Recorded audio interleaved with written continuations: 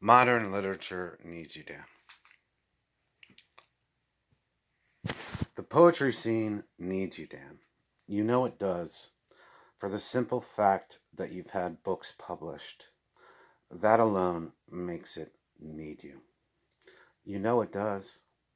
You're published poet Daniel J. Flore III, and nobody knows who the hell you are. So that must mean you have something to offer, right? It does, Dan. It does. The poetry world needs you. I mean, the mere fact that you barely have any ideas at all right now is evidence enough of just how much it needs you, Dan. If you don't know by now that your bare notebooks are a huge indication of your brilliance, then I don't know what to tell you, Dan. It so needs that kind of lack of creativity and work ethic, Dan. Think about it. Those are the kinds of traits you'd want from an author of a book you'd buy, right? Really. I mean, who wouldn't want to read a book by a guy who spent the last few weeks wandering around shopping plazas, unsuccessfully trying to figure out how to live? And then, when he failed at that, celebrated the accomplishment by becoming furious that he couldn't find the remote under the bed. Really, put down your 6 Diet Coke of the day and flip your laptop open to this world of boring, chain-smoked thoughts you've concocted on this deck.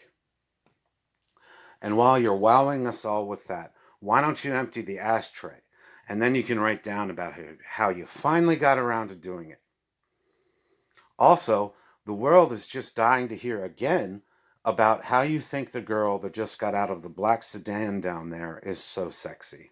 You've only said that to yourself 50,000 times out here. In fact, why don't you write 72,000 lines about how horny you are over and over and over again? There's nothing like a rerun of your erection, Dan. Your world has been revolving around your penis, and people need to know if anything has brushed against your balls. And yes, screw her boyfriend. You have every right to gawk. Yes, Dan, the world needs questions like this. Ponder with your audience about whether or not her boyfriend would be pissed about your staring every day. Probably, right?